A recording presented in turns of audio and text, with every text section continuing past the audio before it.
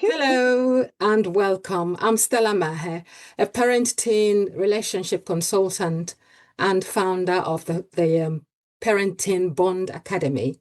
Today, I'm really pleased to be joined by Emma Dalmayne. How do you pronounce your name? It's Dalmayne, isn't it?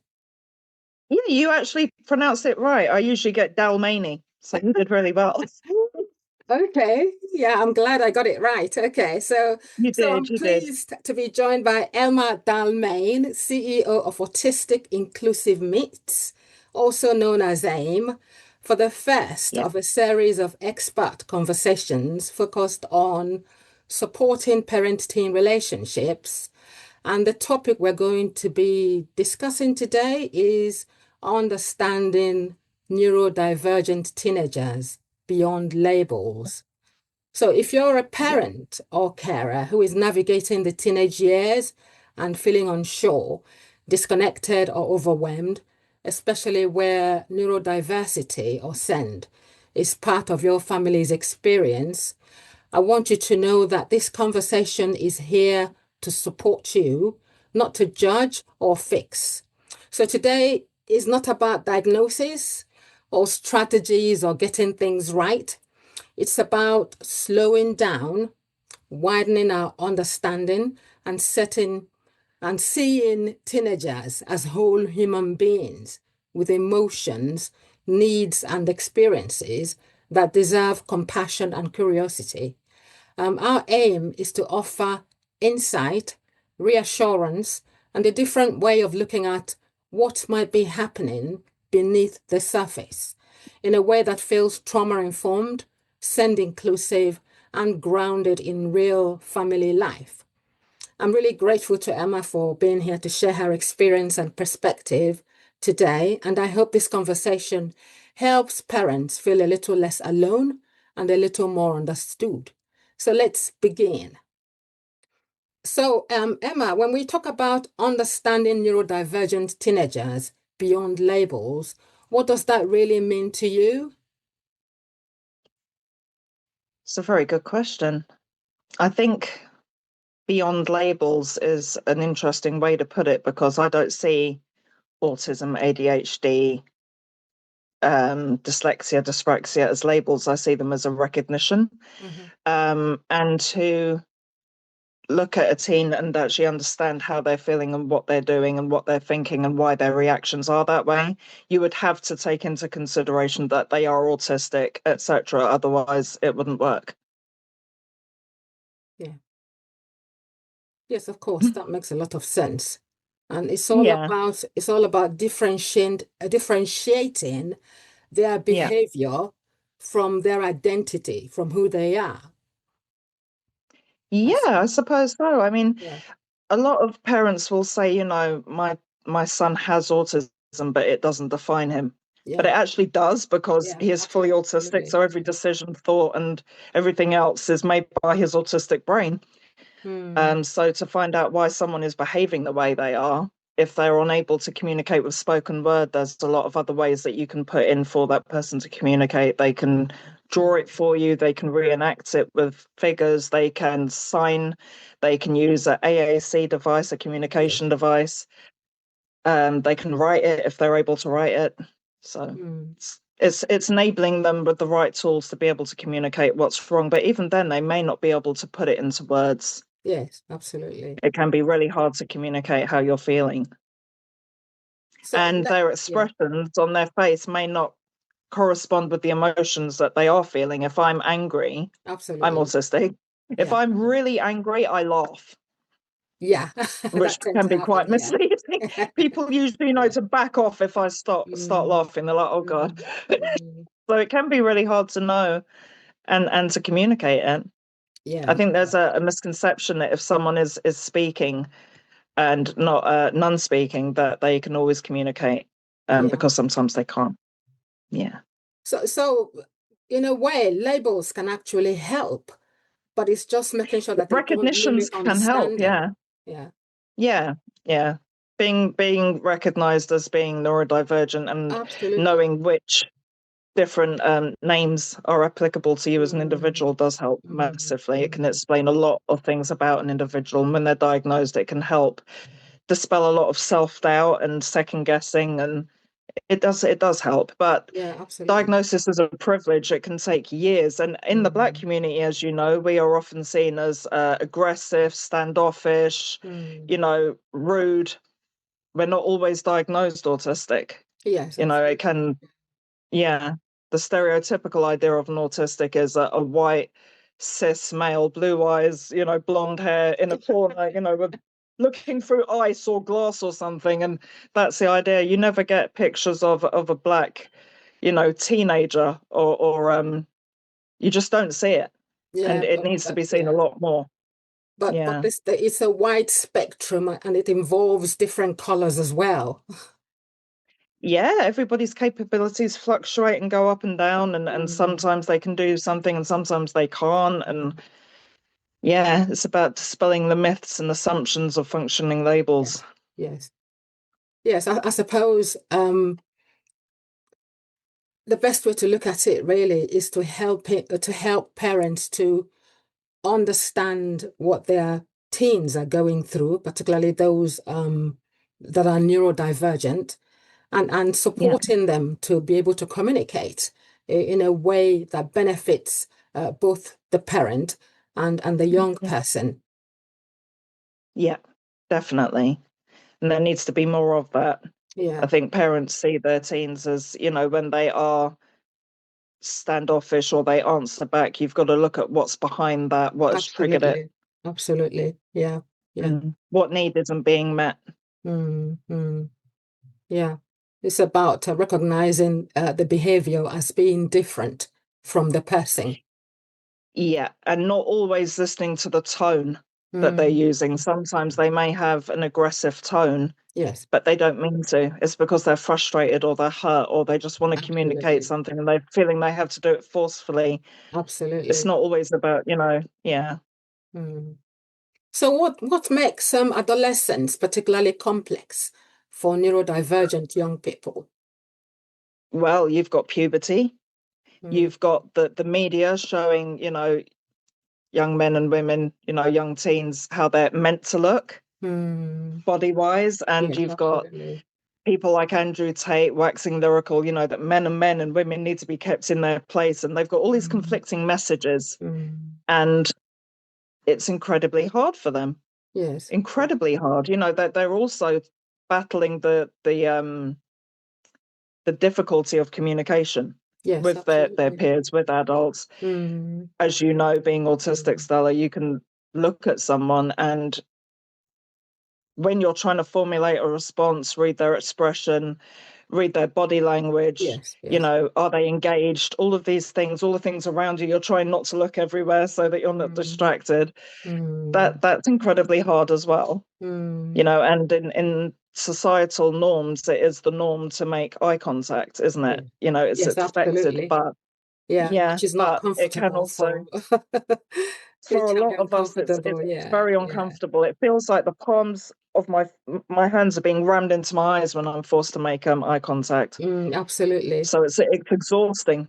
Mm, And we, a lot of adults, especially Black adults, were not diagnosed until adulthood. So yes, we've learned absolutely. to Yeah. mask and put this face on and be like, hi, when Mm, actually we may not feel that way. We might be feeling quite down mm, but yeah, and it's the same for teens. A lot of them, especially again, Black teens, they're being diagnosed too late when they yes, should yes, have got the help a yes, long time ago. yes.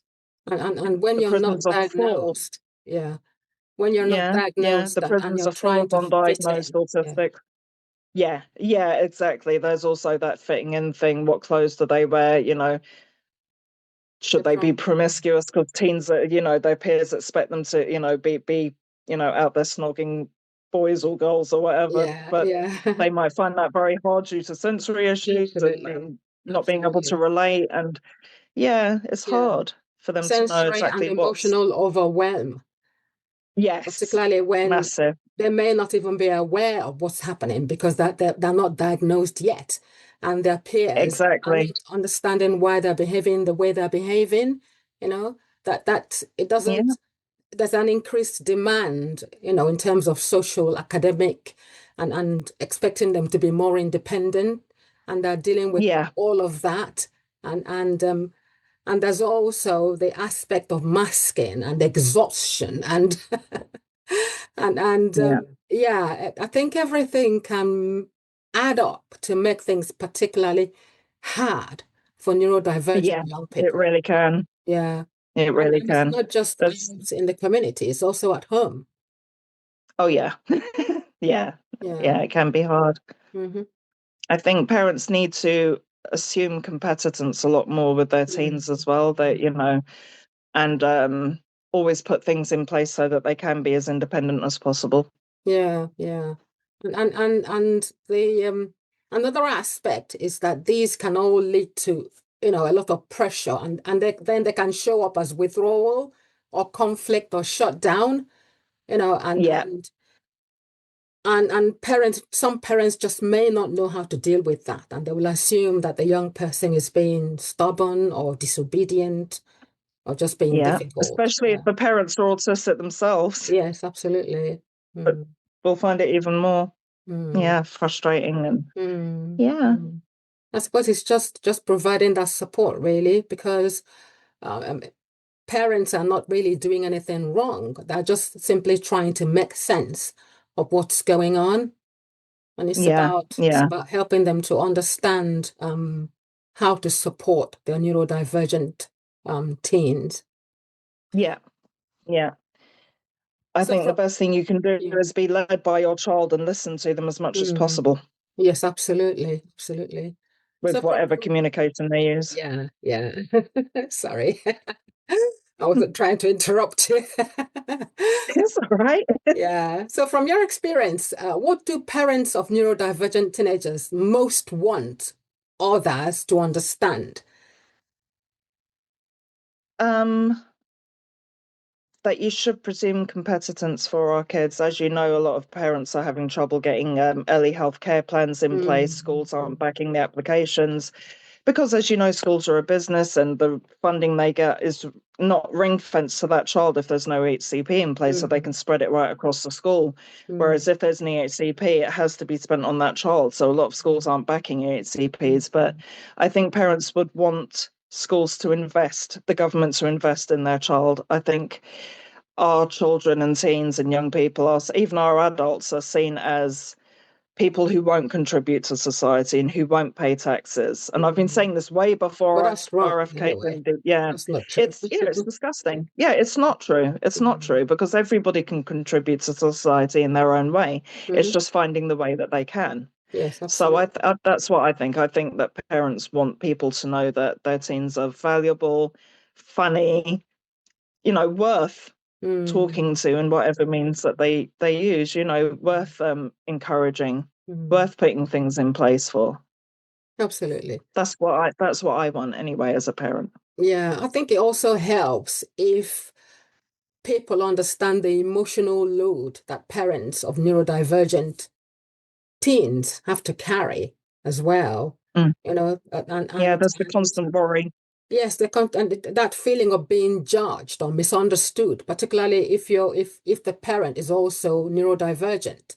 Yeah, you get Hmm. that because it's you're trying to navigate systems, while trying to protect yourself and your teen, and Yeah, it all adds, to the difficulty involved, it does. when you're And if dealing with you're them. Yeah. if you've got a teen that melts down, has anxiety attacks and that Mm, sort of thing while mm, out and about, mm. particularly in the Black community, there's a judgment of, Oh fixed up. gosh, Why is yes. you acting like that? Yeah. What, he just needs one lick and all that stuff. And you're like, oh, Hmm. actually, that's not what it is at all. Yeah, They need yeah, understanding. And yeah, yeah, yeah. it's getting better, I think, as generations come down. Yes. But yeah, there's There's a still a lot lot of more that sort of understanding judgment. now, yeah, around that. Yeah, yeah, Yeah, there is. it used to be that you would be smacked for melting down, because you'll be Yeah, seen as you're being, you're creating a disrespectful. scene, you're Yeah, being silly, you know, yeah, and you get a yeah. smack on your head to calm down. which is yeah, Exactly.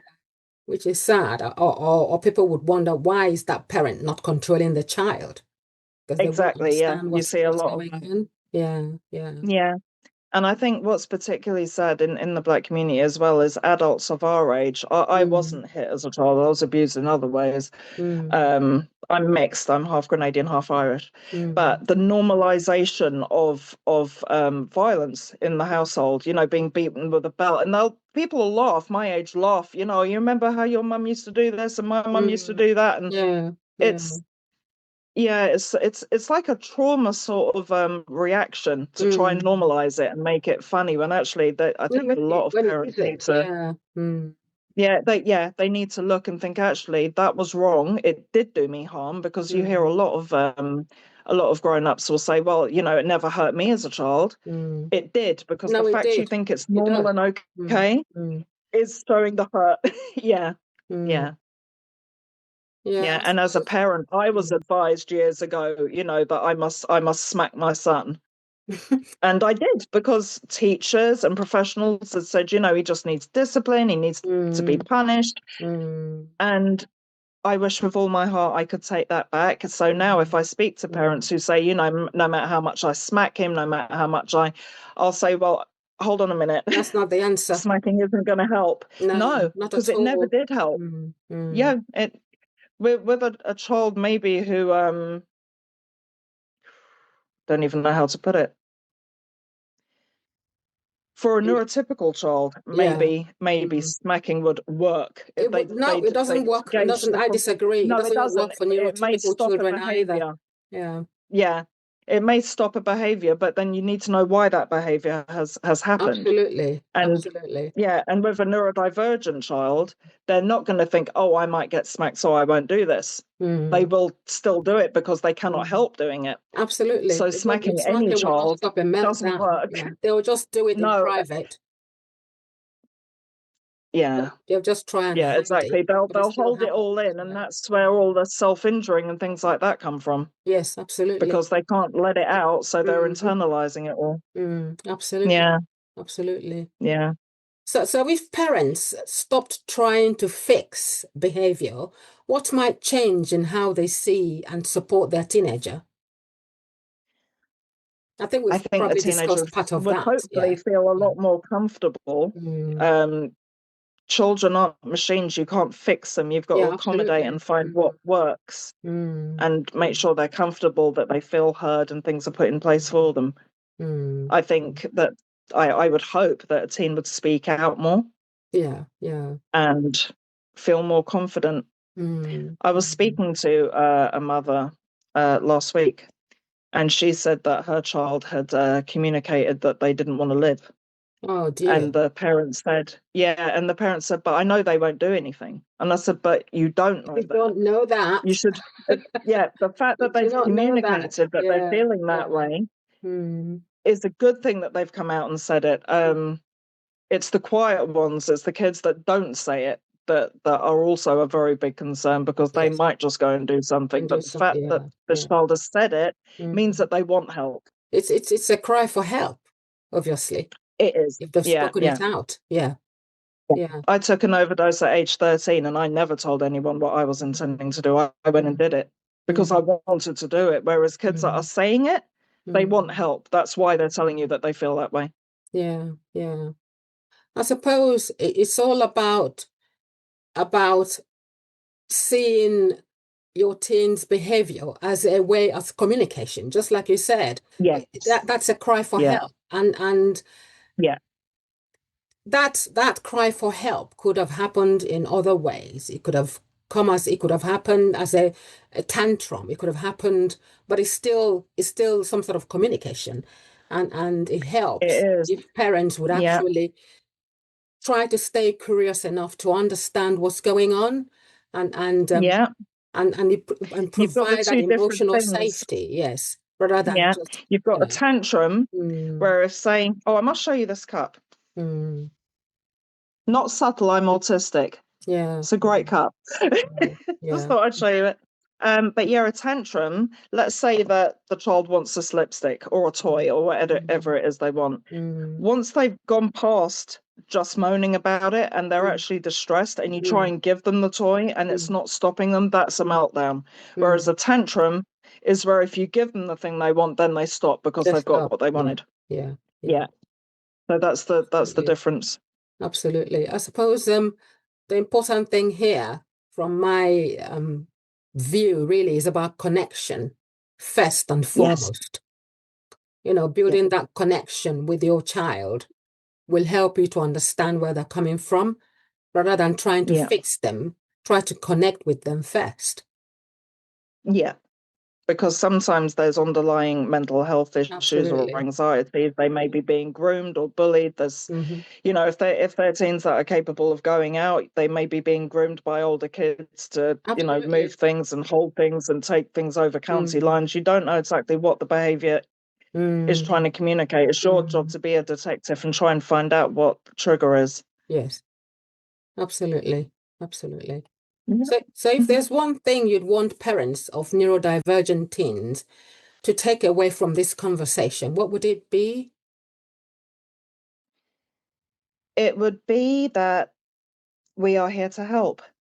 Yeah, yeah, To come and contact AIM, to contact you, Stella, to contact our new partners, which I can't wait for you to meet, Stella. They're yeah, called Little Footsteps Hub. yeah. There's loads of places to reach out to. Please don't feel Mm, alone. Don't feel cut mm, off. Don't mm. feel like you're the enemy of your child because you're not. Absolutely, They're just having a absolutely. lot of trouble communicating. Mm. Yeah, so And that's what I'd say. I'd say there's plenty of help out there. Just come and look for it. We're here. yeah, and I would also add, don't beat yourself up too much. It's not about trying to be Mm. perfect.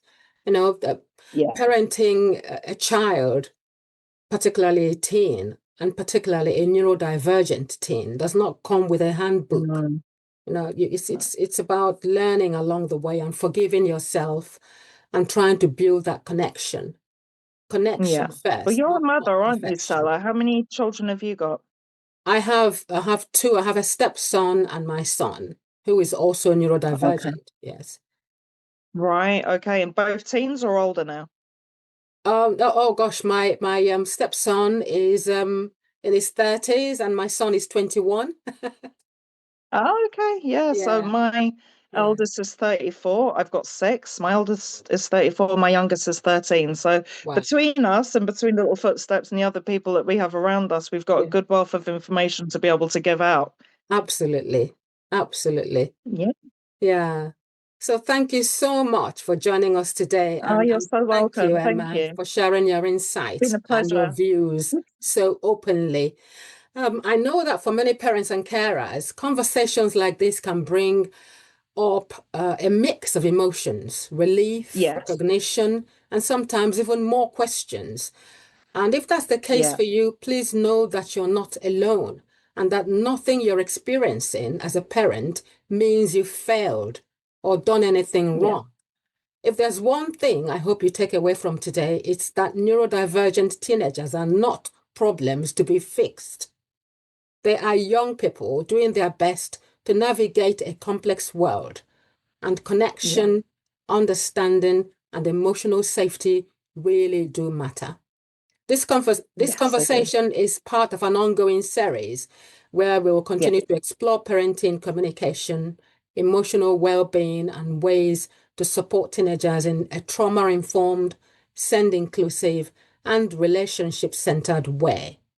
So if you'd like to continue the conversation, you're welcome to follow the Parent Team Bond Academy for further guidance and resources, and to connect with Autistic Inclusive Meet for community-based autistic inclusive support. Emma, Yeah. you run a weekly autistic group which parents Yeah, are free to we run join. quite a Yeah, few. yeah, Yeah, we have an active WhatsApp group. We have a Facebook group. yes. We have a group every Thursday in Mm, Woolwich Common Youth Club. It's from 12 till 2:30. We have a lot of mm, home educators that come along. Parents are welcome to come along without their child if their child is in school. Come and have a cup of tea, have a chat. Stella's often there, so you'll be able to yeah. talk to her as well. Absolutely. We can Yeah. also email the school to get your child out of school for that session if you'd like to Mm-hmm. do that. We have a Mm-hmm. session on Mondays at Brookhill Children's Centre from 4 till 5:30. These are weekly, these Yeah. groups. Yeah. We have an adult group on the fourth Saturday of each month from 7 Mm. till 9 p.m. That's at Woolwich Common Youth Club. We've got a football session, term time only, every Saturday in Footscray. We partner with Charlton Athletic Community Trust and Young Greenwich. And we have boxing sessions, which help with so much. That's Yeah. for kids and teens ages 5 to 17. It helps with confidence, core strength, hand and eye coordination, self-defense. So yeah, we've got a lot Yeah. available. Yeah. So So give there us a you go. shout if you need There's anything. lots of support out there. Yeah, Yeah. loads. Yeah. So thank Yeah. you very much, Emma. Thank you for taking the time Thank to you. listen today and for everything you're already doing to support the young people in your care. You too. Yeah. Take care, Thank and we'll you. see you next time when we hope to carry on with Thank this you very much. conversation. Thank you. Take care. Bye.